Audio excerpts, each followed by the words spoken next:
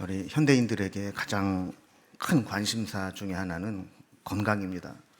특히 나이가 들면 들수록 이 건강에 대한 관심도가 높아지죠. 저희들 보면 이제 동기들 모임을 하거나 친구들 모임을 하면 언제부터인지 모르게 자연스럽게 대화의 주제가 이제 건강, 몸에 좋은 거, 뭐 이런 것들을 이야기하게 됩니다.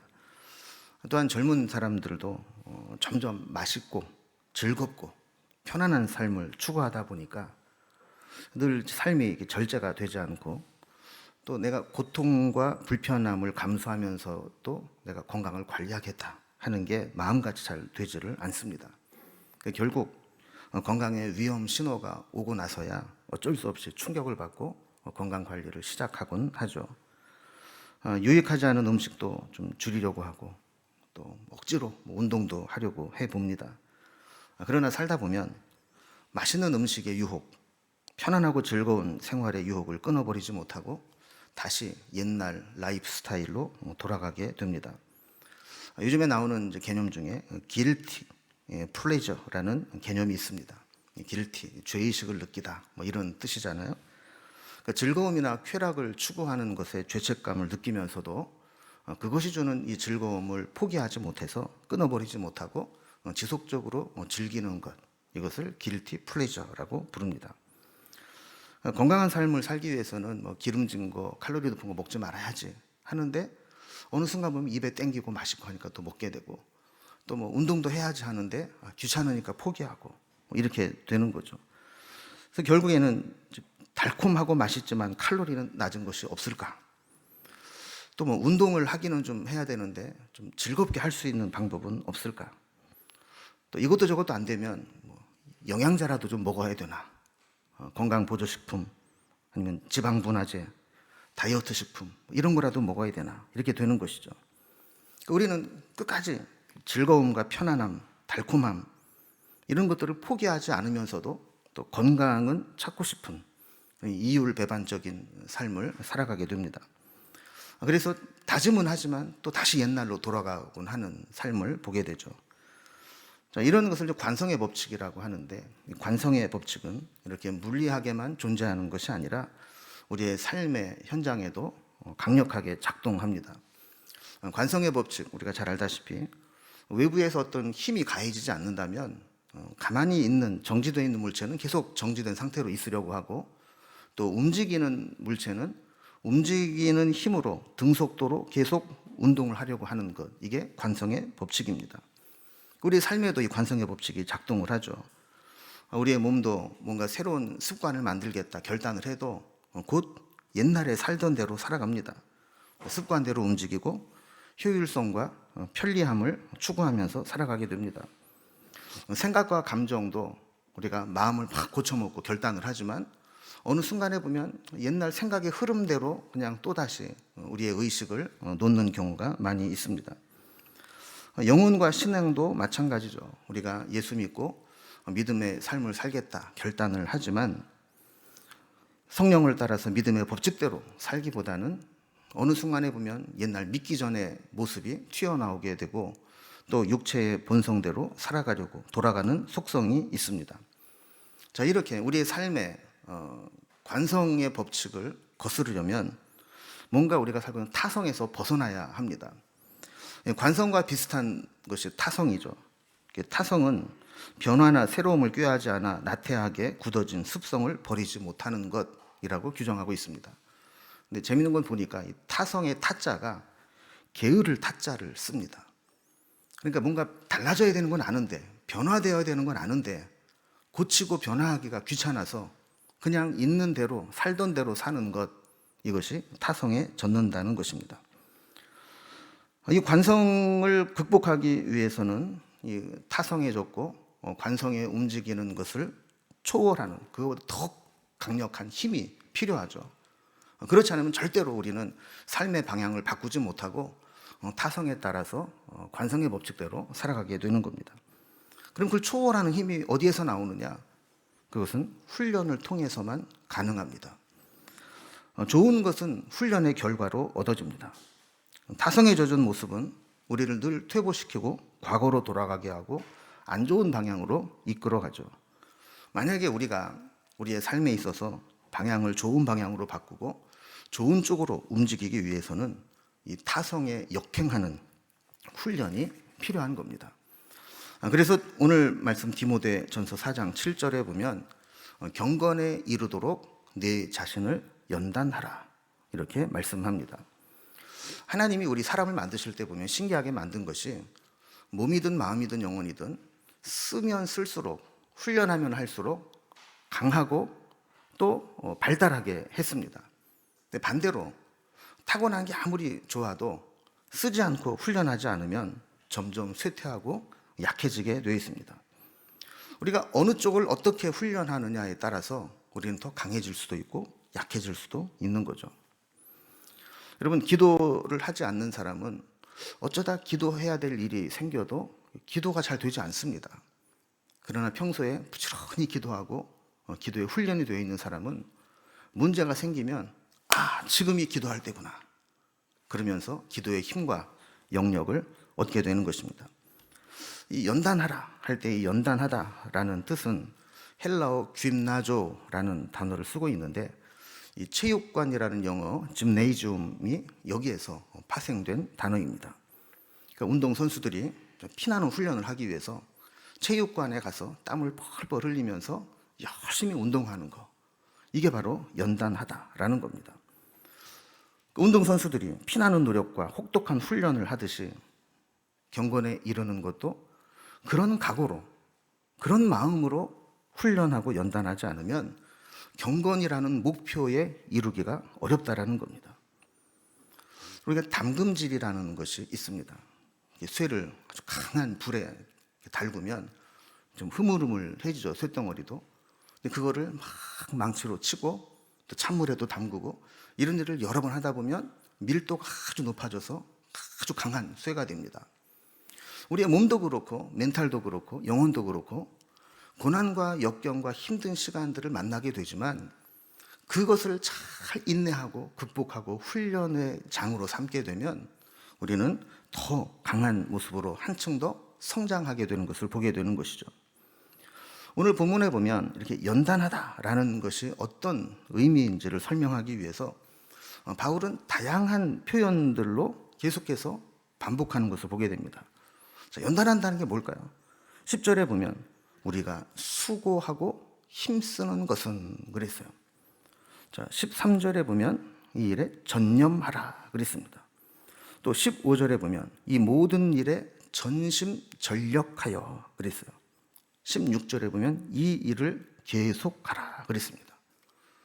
그러니까 연단한다라는 말은 엄청난 노력과 반복과 지속적인 훈련이 필요하다라는 것이죠. 끊임없이 수고하고 힘쓰고 전념하고 또 마음까지 전심전력해서 포기하거나 중단하지 않도록 계속해서 반복하는 것, 이것이 연단하다라는 의미라는 겁니다. 자, 그럼 우리는 무엇을 위해서 연단해야 될까? 연단의 목표를 오늘 본문은 경건이라 이렇게 설명하고 있습니다. 여러분, 한때 영성이라는 개념이 기독교에 막 유행한 적이 있습니다. 영성이 뭘까요? 이 영성의 개념은 기독교의 전유물은 아닙니다. 영성이라는 것은 무엇의 정신으로 살아간다라는 의미를 가진 것으로 포괄적으로 사용되는 용어였습니다. 그러니까 기독교 영성 그러면 그리스도의 정신으로 살아가는 것, 성경의 정신으로 살아가는 것, 이게 기독교 영성이라는 겁니다. 그래서 영성이라는 말을 가장 성경적으로 비슷한 개념으로 사용된 것이 경건입니다. 하나님 말씀대로 살아가고 예수님을 닮아가고 성경의 정신으로 살아가는 것, 이것이 경건이고 영성의 의미가 되는 겁니다. 우리는 사순절을 시작하면서 우리가 어떤 말씀을 나눌까 고민을 하다가 그래, 우리가 예수님을 닮아가면 좋겠다, 예수님과 동행하면서 예수님과 가까이 하면 좋겠다 하는 마음으로 지난 시간에는 우리가 설교의 제목이 신앙의 업글 인간이 됩시다 라는 마음으로 신앙이 업그레이드 되자, 성장했으면 좋겠다, 이런 말씀을 나누었고, 오늘은 지난 시간에 이어서 우리가 연단하고 전심전력하여 경건에 이르도록 해야 되겠다라는 말씀을 나눠보려고 합니다. 오늘 말씀의 핵심은 사실 7절 말씀인데요. 7절에 보면 망령되고 허탄한 신화를 버리고 경건에 이르도록 내 자신을 연단하라 그랬습니다. 이건 두 개의 중요한 단어가 나옵니다. 하나는 버리라는 것이고 하나는 연단하라라는 것이죠. 불필요한 것들, 해로운 것들은 과감하게 잘라버릴 수 있어야 되고, 또 우리가 추구해야 될 것들은 연단하며 그쪽을 향해 강화시켜야 되는 겁니다. 어떤 분은 이것을 탈향의 영성이라 이렇게 불렀어요. 똑같은 말인데 이렇게 이름을 붙여놓으면 또 있어 보이더라고요.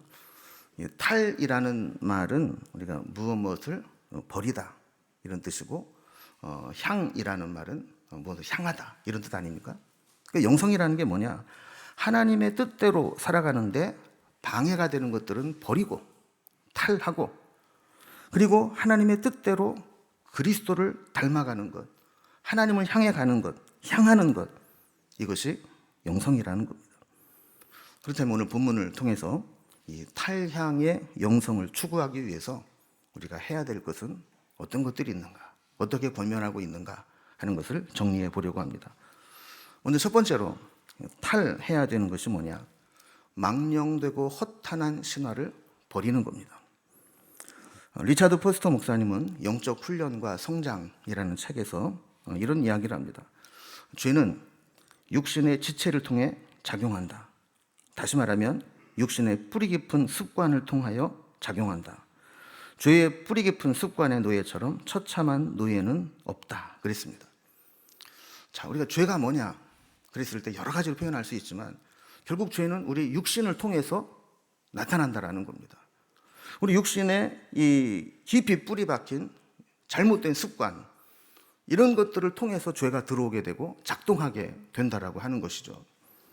그래서 이 죄의 뿌리 깊은 습관을 벗어버리지 못하면 여기에 노예가 되고 또 죄에 계속 이끌려 되는, 마치 포로처럼 노예처럼 사로잡히게 된다라는 거예요. 그러면서 리차드 포스터 목사님은 우리는 죄를 짓기 위해 특별한 노력이 필요하지 않다 그랬어요. 우리 육체에 남아있는 잘못된 습관들, 이것이 그냥 작동하기만 하면 우리는 가만히 있어도 저절로 죄를 짓는 삶을 살아가게 된다는 것이죠. 마귀는 이것을 알기 때문에 우리의 버려야 될 죄악의 습관들을 버리지 못하면 그것들을 계속 자극해서 우리를 죄의 현장으로 몰고 가는 것입니다. 그럼 돌아보면 우리는 우리 신앙의 무익한 것들에 지나친 관심을 갖고 살아가는 경향이 있습니다. 어떤 사람은 정치인도 아닌데 정치에 아주 지나치게 몰입되어 있습니다. 어떤 사람은 취미 생활에 빠져가지고 거기에 온통 정신이 팔려 있습니다. 어떤 사람은 세상 쾌락과 즐기는 것에 온통 관심이 있어서 이번에는 뭐 하고 노나, 어디 가나, 여기에만 골몰합니다. 어떤 사람은 물질에 빠져 있어서 그냥 물질에 근심하고 헤어나오지 못합니다. 흔히 육신의 정욕과 안목의 정욕과 이생의 자랑이라고 하는 이 세상적인 것에 우리의 마음과 심령이 붙잡혀 있게 되면 이런 것들로 인해서 하나님이 보이질 않습니다. 하나님의 말씀이 들어오질 않습니다. 한쪽 귀로 듣고 한쪽 귀로 다 흘러나가 버리고 마는 것이죠. 망령되고 허탄한 신화를 버리라. 이 말을 조금 현실적이고 좀 거칠게 자극적으로 표현을 좀 해보면 우리 마음에 온갖 쓰레기 같은 것들을 제거해라, 이렇게 볼 수 있는 것이죠. 불필요한 것들, 몰라도 되는 것들, 관심 갖지 않아도 되는 것들, 여기에 몰입하고 있는 이런 잘못된 것들을 다 제거하라는 거예요. 세번역 성경에 보면 이 구절을 저속하고 헛된 꾸며낸 이야기들을 물리치십시오, 이렇게 번역을 했습니다. 여러분, 신화라고 하는 것이 뭘까요? 신화는 신기하기도 하고 사람의 관심과 흥미를 끌만한 이야기일 수 있습니다. 때로는 그리스 로마 신화 같은 경우는 인문학을 공부하는 사람들이라면 인문학 자료로 공부를 하기도 하고, 또 일부분 재밌는 부분도 사실은 있습니다. 교훈도 많고. 그런 한 가지 분명한 것은 그것은 사실이 아닙니다. 흔히 말하는 가십거리, 연예인 이야기, 세상에 유행하는 이야기, 카더라 통신, 몰라도 아무 지장이 없는 것들, 이런 것들에 우리의 정서적 에너지를 너무 많이 허비해버리는 현대인들이 많다는 것이죠.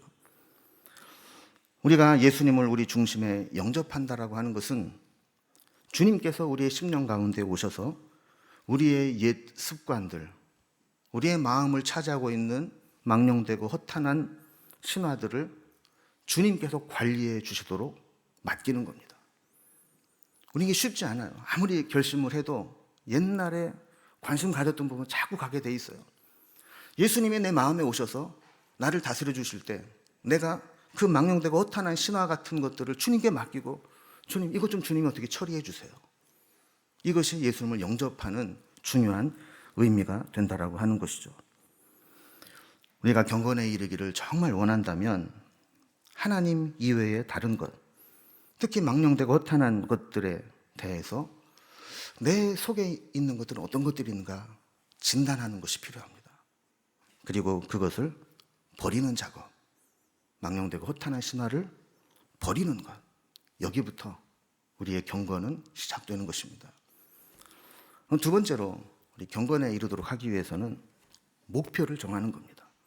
이제 버릴 것을 버렸다면 내가 하나님을 향해서 달려가겠다. 그래서 탈향의 영성이라는 개념으로 본다면 영성은 무엇을 향하느냐에 따라 달려있다라는 것이죠. 망령되고 허탄한 것을 버렸다면 무엇을 향해 관심을 갖고 찾아가는가? 여러분, 우리는 우리의 마음과 생각에 무엇을 심고 뿌리느냐 하는 것이 중요합니다. 우리 마음에 심어놓은 것, 뿌려놓은 것은 자라게 되어 있습니다. 거기다가 우리가 관심을 좀 보여주면 더 빨리 자라게 됩니다. 그리고 결국에는 열매를 맺게 됩니다. 바울은 갈라디아서 6장 8절에서 자기의 육체를 위하여 심는 자는 육체로부터 썩어질 것을 거두고 성령을 위하여 심는 자는 성령으로부터 영생을 거두리라 그랬습니다. 우리가 세상에 허탄하고 망령된 것을 심어놓고 관심을 갖고 계속 물을 주고 가꾸면 결국 허탄한 것으로부터 육체에 썩어질 것을 거둘 수밖에 없는 겁니다. 그러나 내 마음속에 하나님께 소망을 두고 말씀을 심고 그것을 잘 가꾸게 되면 성령의 열매들이 영생을 거두게 해주시는 겁니다. 그래서 우리는 그리스도의 마음을 품고 날마다 주님을 본받고 주님을 닮아가려고 하는 목표를 정하고 살아야 되는 것이죠. 늘 하나님을 의식하고 경건하게 살려고 하는 자들이 좋아하는 개념이 코람데오 아닙니까? 코람, 무엇 앞에서, 데우스, 하나님. 이 하나님 앞에서 늘 하나님 앞에 있다고 하는 신전의식, 그것을 가지고 살아가는 것이 경건입니다. 이런 마음을 가지고 살아가는 사람은 정욕을 따라 살아가지 않습니다. 사람에게 잘 보이고 인정받기 위해 살아가지도 않습니다. 누가 보든 안 보든, 인정해주든 안 인정해주든, 알아주든 안 알아주든 하나님만 하시면 되는 것이고 하나님이 나를 지켜보고 계시기 때문에 나는 하나님 앞에서 믿음으로 살면 되는 것이다. 이런 마음을 갖게 되는 거죠. 오늘 보면 10절에도 보면 우리가 수고하고 힘쓰는 것은 우리 소망을 살아계신 하나님께 두미니 그랬어요. 우리의 소망을 어디에 두고 살아가느냐? 살아계신 하나님께 소망을 두고 그분을 향해 살아가는 것, 그것이 경건이고 그것이 믿음의 시작이라는 겁니다. 세 번째로 방법론을 이야기합니다. 탈향이 정해졌으면 어떻게 추구하는가? 말씀으로 코치를 받아야 된다는 것입니다. 경건에 이르기 위해서 가장 중요한 것은 말씀의 인도를 받는 것입니다. 세상에서 무엇을 배우든 혼자 배워나가면 고생만 즉사하게 하고 수많은 시행착오를 겪으면서 불필요한 시간과 에너지를 낭비하게 됩니다. 그러나 좋은 코치의 도움을 받으면 효과적으로 성장하게 됩니다. 오늘 말씀 6절에도 보면 믿음의 말씀과 네가 따르는 좋은 교훈으로 양육을 받으리라. 믿음의 말씀과 좋은 교육으로 양육을 받아라. 11절에도 보면 너는 이것들을 명하고 가르치라. 이 말씀들을 가르치고 가르친 대로 행하도록 명하라는 거예요. 13절에도 내가 이를 때까지 읽는 것과 권하는 것과 가르치는 것에 전념하라. 하나님의 말씀을 읽고 권하고 가르치는 일에 집중하라라는 거죠. 16절에도 네가 네 자신과 가르침을 살펴 이 일을 계속하라. 한 번 듣고 은혜 받고 끝나는 게 아니라 지속적으로 계속해서 그 말씀대로 살아가고 있는지를 살피라는 겁니다. 우리가 이렇게 망령되고 허탄한 것을 따라가면 망하는 길이 되지만 말씀의 인도함을 받고 말씀으로 코치를 받게 되면 그동안 우리가 신앙이 성장하지 않고 있었던 것에서 한 걸음 솟아오르게 되고 성장하는 계기가 되는 겁니다. 마지막 네 번째로 경건에 이르기 위해서는 말씀대로 연단하여 본이 되고 성숙함을 드러내는 것입니다. 우리가 흔히 이론과 실제는 다르다고 이야기합니다. 성경 공부를 많이 해서 성경의 지식이 풍부하고 성경을 줄줄 외우고 있는 것과 말씀대로 살아가고 있는 것과는 다른 일입니다. 지식으로 하는 믿음과 삶의 현장에서 작동되는 믿음도 다른 것입니다. 남에게 훈수 두는 믿음과 내가 삶의 현장에서 작동하는 믿음은 다른 것입니다. 우리의 믿음은 삶의 열매로 증명되어야 합니다. 우리가 말씀으로 양육받고 말씀으로 코치받고 말씀대로 늘 살아가야 되는 이유는 우리의 믿음의 삶이 성숙되고 본이 되고 삶의 열매로 증명되게 하기 위함입니다.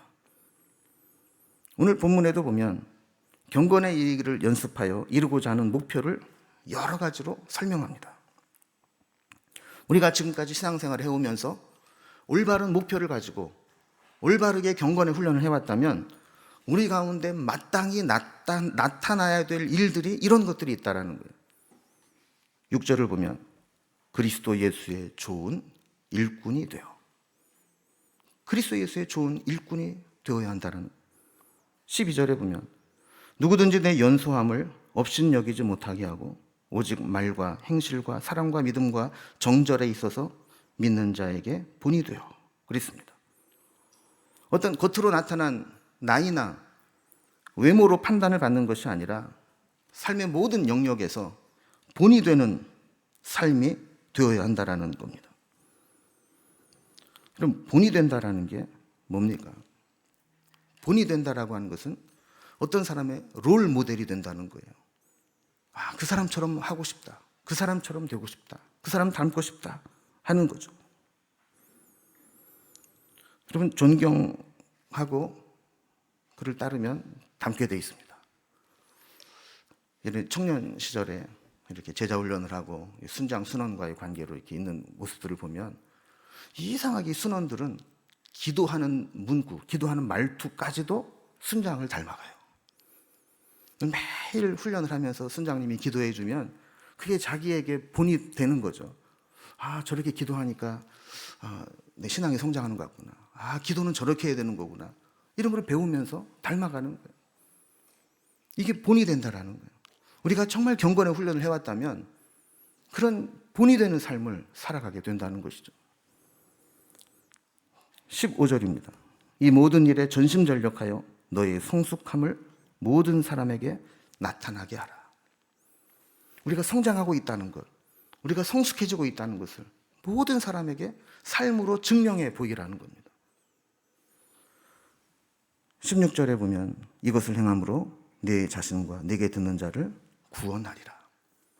결국 우리가 신앙적으로 성장하고 성숙하고 본이 되고 우리의 성장하는 모습을 보여주게 되면 사람들이 그 모습을 보면서 도전을 받고 은혜를 받고 구원에 이르게 된다라는 겁니다. 우리가 정말 예수를 잘 믿는다면, 우리가 정말 신앙이 성장한다면, 정말 경건의 훈련을 하고 있다면 우리 속에 이런 일들이 나타나야 된다라는 겁니다. 그러나 나이가 들어가면서 참 변화한다는 것이 참 어렵습니다. 전에도 한번 소개를 했지만 제자훈련에서 사람이 50이 넘으면 배운 대로 살지 않고 고집으로 산다, 이런 말이 있다고 그래요. 제자 훈련 필요한 것이고 여기에 힘을 다해야 하지만 훈련할 때는 막 은혜 받았다고 좋았다고 막 하지만 이 지나고 나면 다시 고집으로 산다는 거예요.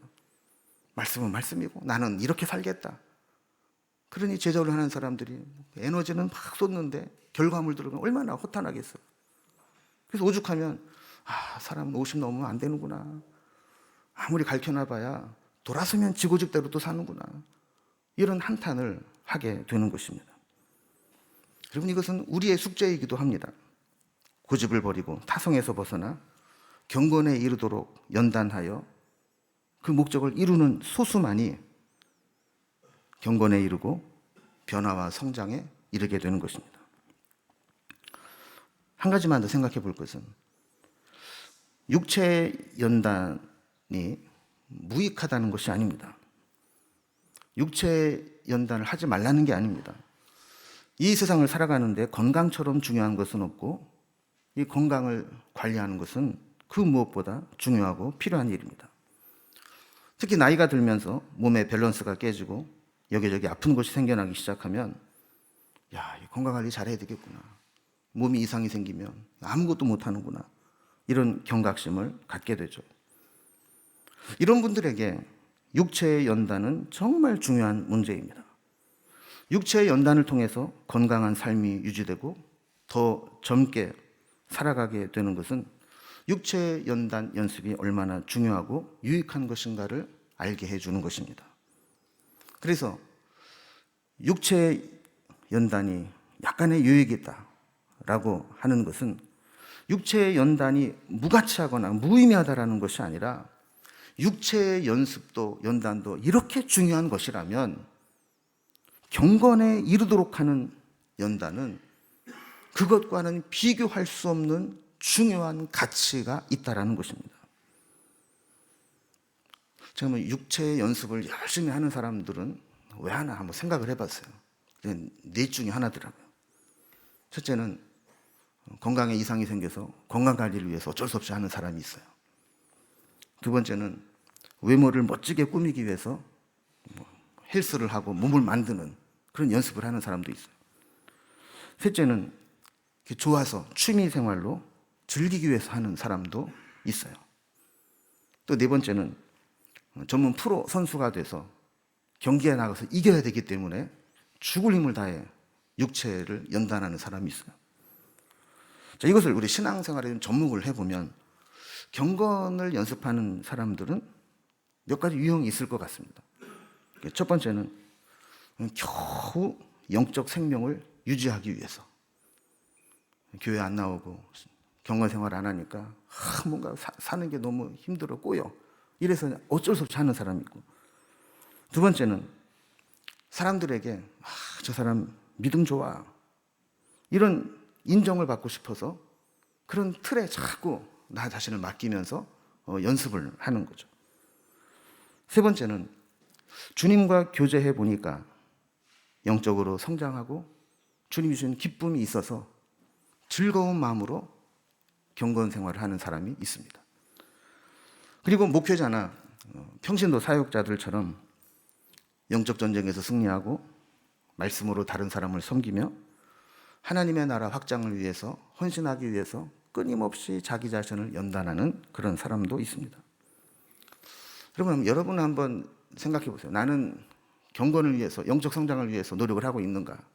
그렇다면 이 네 가지 중에 내 상황은, 내 수준은 어디까지 이루고 있는가 하는 것을 돌아보면 좋을 것 같습니다.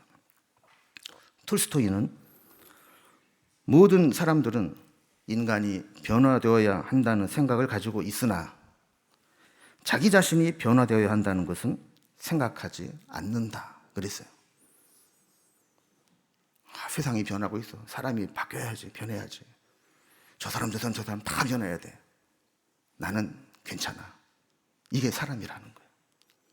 여러분, 그러나 가만히 돌아보면 내가 가장 변화되어야 될 사람입니다. 내가 가장 성장하고 바뀌어야 될 사람입니다. 저는 우리 공동체가 이런 옛날 타성에서 벗어나 경건에 이르는 신앙인이 되기를 바랍니다. 정말 멋있는 인격, 존경받는 믿음, 무엇보다도 하나님께 인정받는 신앙인으로 살아갈 수 있기를 바랍니다.